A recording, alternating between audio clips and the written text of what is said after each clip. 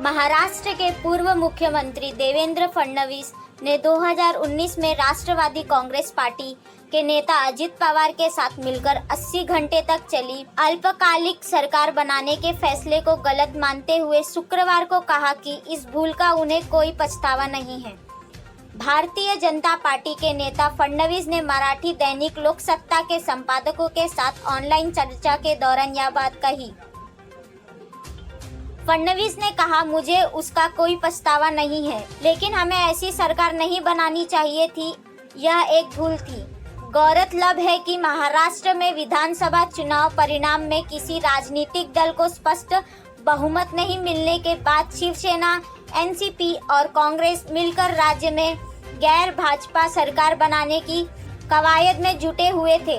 ऐसे में 23 नवंबर 2019 की सुबह राजभवन में आयोजित एक सादे समारोह में फडणवीस और पवार ने मुख्यमंत्री तथा उप मुख्यमंत्री की शपथ लेकर राजनीतिक गलियारों में हलचल पैदा कर दी थी। भाजपा नेता ने शिवसेना प्रमुख उद्धव ठाकरे पर चुनाव पूर्व किए गए गठबंधन को छोड़ने का आरोप लगाया और कहा, अजित पवार के साथ सरकार बनाने का फैसला एक भूल थी। नक्की सांगतो की असं सरकार करायला नको होतं, ही चूक आहे। मी 100% सांगतो ही चूक असली तरी याचा पश्चाताप याकरता नाही की मी अनेक वेळा सांगितलं की ज्या वेळेस तुमच्या पाठीत खंजीर खुपसला जातो त्यावेळी राजकारणामध्ये तुम्हाला जिवंत राहावं लागतं आणि जिवंत राहण्याकरता जे करावं लागतं ते करावं लागतं, कारण राजकारणात तुम्ही मेलात तर मला असं वाटतं की मग त्याला उत्तर देता येत नाही।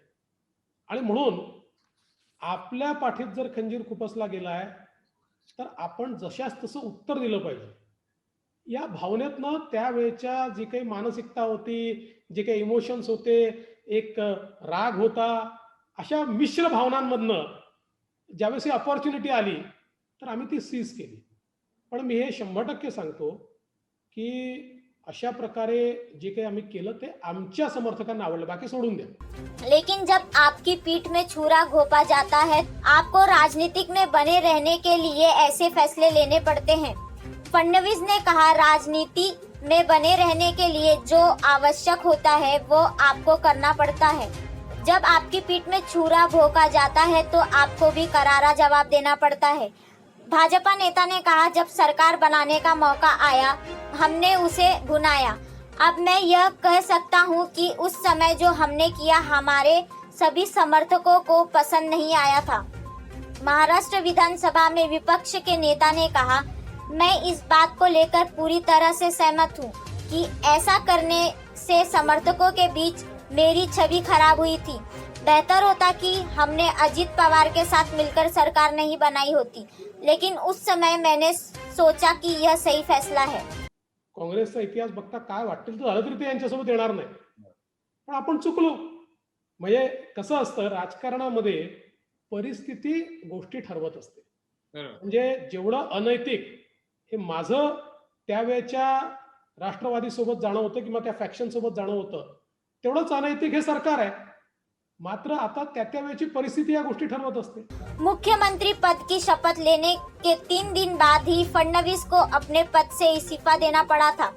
फडणवीस ने कहा कि अजित पवार ने उनसे कहा था कि वह निजी कारणों से उप मुख्यमंत्री के पद से इस्तीफा दे रहे हैं। राज्य में शिवसेना, राकंपा, कांग्रेस के गठबंधन वाली महाविकास आघाड़ी की सरकार बनने के बाद राकंपा के नेता अजित पवार दोबारा उप मुख्यमंत्री बनाए गए थे।